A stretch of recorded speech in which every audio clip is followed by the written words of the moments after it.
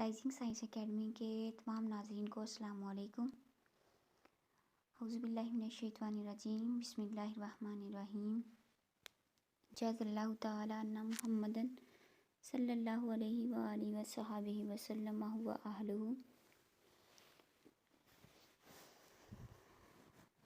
آج ہم 100 اونٹوں کی قربانی کا واقعہ پڑھنے جا رہے ہیں۔ یہ واقعہ پیچھے والے واقعے سے ہی ریلیٹڈ ہے۔ پیچھے والا واقعہ جو ہے وہ زمزم کی کہانی تھی، تو اس کا لنک ہم اس میں دے دیں گے، جو اس کو پڑھنا چاہے وہ بھی پڑھ سکتا ہے۔ تو عبد المطلب کو یہ حکم اس وقت دیا گیا جب وہ اپنی منت بھول چکے تھے۔ منت ان کی کیا تھی وہ پیچھے والی کہانی میں بیان ہو چکی ہے، وہاں سے آپ ریڈ کر سکتے ہیں، سن سکتے ہیں۔ پہلے خواب میں ان سے کہا گیا منت پوری کرو۔ انہوں نے ایک مینڈھا ذبح کر کے غریبوں کو کھلا دیا۔ پھر خواب آیا اس سے بڑی پیش کرو۔ اس مرتبہ انہوں نے ایک بیل ذبح کر دیا۔ خواب میں پھر یہی کہا گیا اس سے بھی بڑی پیش کرو۔ اب انہوں نے اونٹ ذبح کیا۔ پھر خواب آیا اس سے بھی بڑی چیز پیش کرو۔ انہوں نے پوچھا اس سے بڑی چیز کیا ہے؟ تب کہا گیا اپنے بیٹے میں سے کسی کو ذبح کرو، جیسا کہ تم نے منت مانی تھی۔ حضرت عبد المطلب نے منت مانی تھی کہ یا اللہ پاک، مجھے زمزم کی کھدائی میں کامیابی دے دیں تو میں اپنے ایک بیٹے کو ذبح کروں گا۔ اللہ پاک نے ان کو زمزم کے کنویں کی کھدائی میں کامیابی دی، لیکن وہ اس منت کو بھول گئے، اس لیے پھر انہیں یہ خواب آنے سٹارٹ ہوئے۔ تو یہ پیچھے والی زمزم کی جو کہانی ہے اس میں یہ سب کچھ بیان کیا گیا ہے، تو وہاں سے آپ ریڈ کر سکتے ہیں۔ اب انہیں اپنی منت یاد آئی، اپنے بیٹوں کو جمع کیا، ان سے منت کا ذکر کیا۔ سب کے سر جھک گئے، کون خود کو ذبح کرواتا؟ آخر عبداللہ بولے ابا جان آپ مجھے ذبح کر دیں۔ یہ سب سے چھوٹے تھے، سب سے خوبصورت تھے، سب سے زیادہ محبت بھی عبد المطلب کو انہی سے تھی، لہٰذا انہوں نے قرعہ اندازی کرنے کا ارادہ کیا۔ تمام بیٹوں کے نام لکھ کر قرعہ میں ڈالے گئے۔ عبداللہ کا نام نکلا۔ اب انہوں نے چھری لی، عبداللہ کو بازو سے پکڑا اور انہیں ذبح کرنے کے لیے نیچے لٹا دیا۔ یوں ہی باپ نے بیٹے کو لٹایا، عباس سے ضبط نہ ہو سکا، فوراً آگے بڑھے اور بھائی کو کھینچ لیا۔ یہ بھی ان کے بیٹے تھے۔ اس وقت یہ خود بھی چھوٹے سے تھے۔ ادھر باپ نے عبداللہ کو کھینچا۔ اس کھینچا تانی میں عبداللہ کے چہرے پر خراشیں بھی آئیں۔ ان خراشوں کے نشانات مرتے دم تک باقی رہے۔ اسی دوران بنو مخزوم کے لوگ آ گئے۔ انہوں نے کہا آپ اس طرح بیٹے کو ذبح نہ کریں، اس کی ماں کی زندگی خراب ہو جائے گی۔ اپنے رب کو راضی کرنے کے لیے بیٹے کا فدیہ دے دیں۔ اب سوال یہ تھا کہ فدیہ کیا دیا جائے؟ اس کی ترکیب یہ بتائی گئی کہ کاغذ کے ایک سائڈ پر 10 اونٹ لکھے جائیں اور دوسری سائڈ پر عبداللہ کا نام لکھا جائے۔ اگر 10 اونٹ والی پرچی نکلے تو 10 اونٹ قربان کر دیے جائیں، اگر عبداللہ والی پرچی نکلے تو 10 اونٹ کا اضافہ کر دیا جائے۔ پھر 20 اونٹ والی پرچی اور عبداللہ والی پرچی ڈالی جائے۔ اب اگر 20 اونٹ والی پرچی نکلے تو 20 اونٹ قربان کر دیے جائیں، ورنہ 10 اونٹ اور بڑھا دیے جائیں۔ اس طرح 10-10 کر کے اونٹ بڑھاتے جائیں۔ عبد المطلب نے ایسا ہی کیا، 10-10 اونٹ بڑھاتے چلے گئے۔ ہر بار عبداللہ کا نام نکلتا چلا گیا، یہاں تک کہ اونٹوں کی تعداد 100 تک پہنچ گئی۔ تب کہیں جا کر اونٹوں والی پرچی نکلی۔ اس طرح ان کی جان کے بدلے 100 اونٹ قربان کیے گئے۔ عبد المطلب کو اب پورا اطمینان ہو گیا کہ اللہ تعالیٰ نے عبداللہ کے بدلے 100 اونٹوں کی قربانی منظور کر لی ہے۔ انہوں نے کعبے کے پاس 100 اونٹ قربان کیے اور کسی کو کھانے سے نہ روکا۔ سب انسانوں، جانوروں اور پرندوں نے ان کو کھایا۔ امام ظاہری کہتے ہیں کہ عبد المطلب پہلے آدمی ہے جنہوں نے آدمی کی جان کی قیمت 100 اونٹ دینے کا طریقہ شروع کیا۔ اس سے پہلے 10 اونٹ دیے جاتے تھے۔ اس کے بعد یہ طریقہ سارے عرب میں جاری ہو گیا۔ گویا قانون بن گیا کہ آدمی کا فدیہ 100 اونٹ ہے۔ نبی کریم صلی اللہ علیہ وسلم کے سامنے جب یہ ذکر آیا تو آپ صلی اللہ علیہ وسلم نے اس فدیہ کی تصدیق فرمائی، یعنی فرمایا کہ یہ درست ہے، اور اسی بنیاد پر نبی کریم صلی اللہ علیہ وسلم فرماتے ہیں، میں 2 ذبیحوں یعنی حضرت اسماعیل علیہ السلام اور حضرت عبداللہ کی اولاد ہوں۔ حضرت عبداللہ قریش میں سب سے زیادہ حسین تھے۔ ان کا چہرہ روشن ستاروں کی مانند تھا۔ قریش کی بہت سی لڑکیاں ان سے شادی کرنا چاہتی تھیں، مگر حضرت عبداللہ کی حضرت آمنہ سے شادی ہوئی۔ حضرت آمنہ وہب بن عبد مناف بن زہرہ کی بیٹی تھی۔ شادی کے وقت حضرت عبداللہ کی عمر 18 سال تھی۔ یہ شادی کے لیے اپنے والد کے ساتھ جا رہے تھے۔ راستہ میں ایک عورت کعبہ کے پاس بیٹھی نظر آئی۔ یہ عورت ورقہ بن نوفل کی بہن تھی۔ ورقہ بن نوفل قریش کے ایک بہت بڑے عالم تھے۔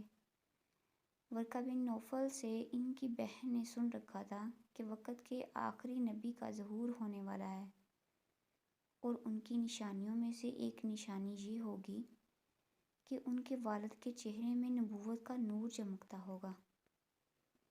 یوں ہی اس نے عبداللہ کو دیکھا، فوراً اس کے ذہن میں یہ بات آئی۔ اس نے سوچا، ہو نہ ہو یہ وہ شخص ہے جو پیدا ہونے والے نبی کے باپ ہوں گے۔ چنانچہ اس نے کہا، اگر تم مجھ سے شادی کر لو تو میں بدلے میں تمہیں اتنے ہی اونٹ دوں گی جتنے تمہاری جان کے بدلے میں ذبح کیے گئے تھے۔ اس پر انہوں نے جواب دیا، میں اپنے والد کے ساتھ ہوں، ان کی مرضی کے خلاف کچھ نہیں کر سکتا، نہ ان سے الگ ہو سکتا ہوں، اور میرے والد باعزت آدمی ہیں، اپنی قوم کے سردار ہیں۔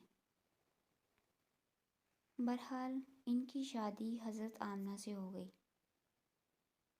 آپ قریش کی عورتوں میں نسب اور مقام کے اعتبار سے افضل تھیں۔ حضرت آمنہ حضرت عبداللہ کے گھر آ گئیں۔ آپ فرماتی ہیں، جب میں ماں بننے والی ہوئی تو میرے پاس ایک شخص آیا، یعنی ایک فرشتہ انسانی شکل میں آیا۔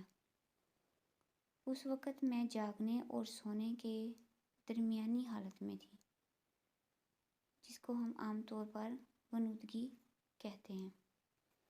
اس نے مجھ سے کہا، کیا تمہیں معلوم ہے تم اس امت کی سردار اور نبی کی ماں بننے والی ہو؟ اس کے بعد وہ پھر اس وقت آیا جب نبی صلی اللہ علیہ وآلہ وسلم پیدا ہونے والے تھے۔ اس مرتبہ اس نے کہا، جب تمہارے ہاں پیدائش ہو تو کہنا، میں اس بچے کے لیے اللہ کی پناہ چاہتی ہوں، ہر حسد کرنے والے کے شر اور برائی سے۔ پھر تم اس بچے کا نام محمد رکھنا، کیونکہ ان کا نام توریت میں احمد ہے، اور زمین اور آسمان والے ان کی تعریف کرتے ہیں، سبحان اللہ۔ جبکہ قرآن میں ان کا نام محمد ہے، اور قرآن ان کی کتاب ہے۔ یہ البدایہ والنہایہ میں بات بیان کی گئی ہے، بک کا نیم۔ ایک روایت کے مطابق فرشتے نے ان سے کہا، تم وقت کے سردار کی ماں بننے والی ہو۔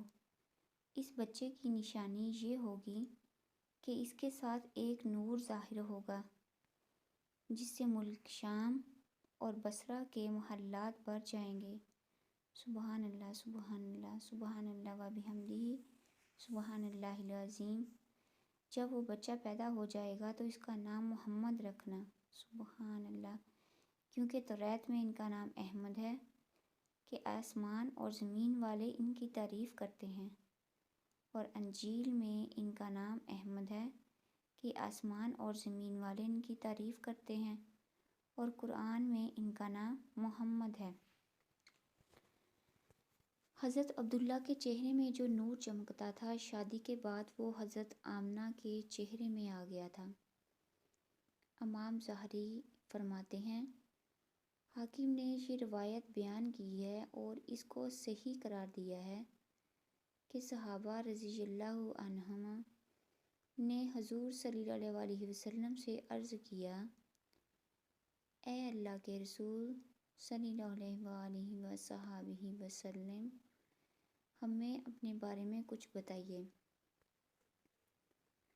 آپ صلی اللہ علیہ وسلم نے ارشاد فرمایا، میں اپنے باپ ابراہیم علیہ السلام کی دعا ہوں، اپنے بھائی عیسیٰ علیہ السلام کی بشارت ہوں اور خوشخبری ہوں۔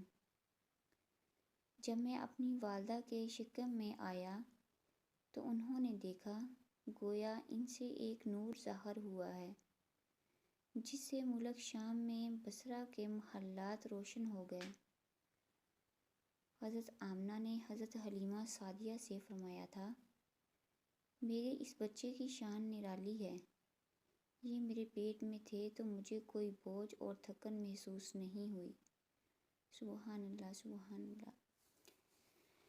حضرت عیسیٰ علیہ السلام وہ آخری پیغمبر ہیں جنہوں نے آپ صلی اللہ علیہ وسلم کی آمد کی خوشخبری سنائی ہے۔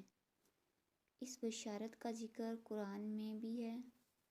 سورہ صف میں اللہ تعالیٰ فرماتے ہیں، اور اسی طرح وہ وقت بھی قابل ذکر ہے جب کہ عیسیٰ ابن مریم علیہ السلام نے فرمایا کہ اے بنی اسرائیل، میں تمہارے پاس اللہ کا بھیجا ہوا آیا ہوں کہ مجھ سے پہلے جو توریت آ چکی ہے میں اس کی تصدیق کرنے والا ہوں، اور میرے بعد جو ایک رسول آنے والا ہے ان کا نام مبارک احمد ہوگا، میں ان کی بشارت دینے والا ہوں۔ سبحان اللہ۔ اب چونکہ حضرت عیسیٰ علیہ السلام یہ بشارت سنا چکے تھے، اس لیے ہر دور کے لوگ آپ صلی اللہ علیہ وسلم کی آمد کا بے چینی سے انتظار کر رہے تھے۔ ادھر آپ کی پیدائش سے پہلے ہی حضرت عبداللہ انتقال کر گئے۔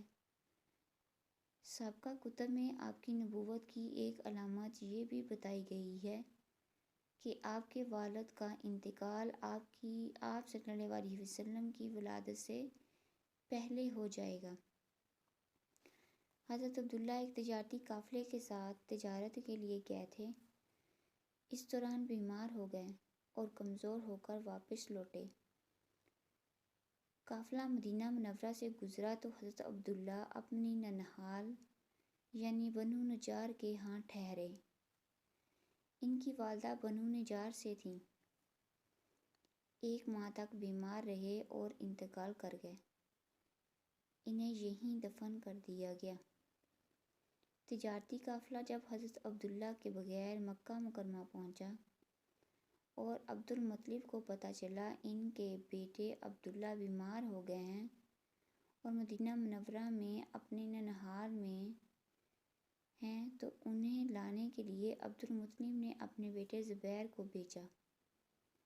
جب یہ وہاں پہنچے تو عبداللہ کا انتقال ہو چکا تھا۔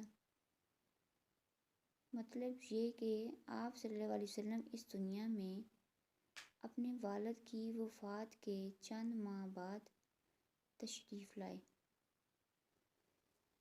تو ہمارا سیرت نبی صلی اللہ علیہ وسلم کا سلسلہ جاری ہے۔ نیکسٹ دیکھتے ہیں اس کے ٹاپک کو۔ سب سے پہلا ٹاپک تھا زمزم کی کہانی، دوسرا تھا 100 اونٹوں کی قربانی۔ نیکسٹ ٹاپک ہم کریں گے انشاءاللہ۔ اپنا اور اپنے پیاروں کا خیال رکھیے گا۔ اللہ پاک ہم سب کو 5 وقت کی پابندی کے ساتھ نماز پڑھنے کی توفیق عطا فرمائے، اور ہماری زبان کو ہر لمحہ درود پاک پڑھنے کی توفیق عطا فرمائے، آمین یا رب العالمین۔ دیکھنے والے، سننے والے، پڑھنے والے دعاؤں میں یاد رکھیے گا۔ اللہ حافظ۔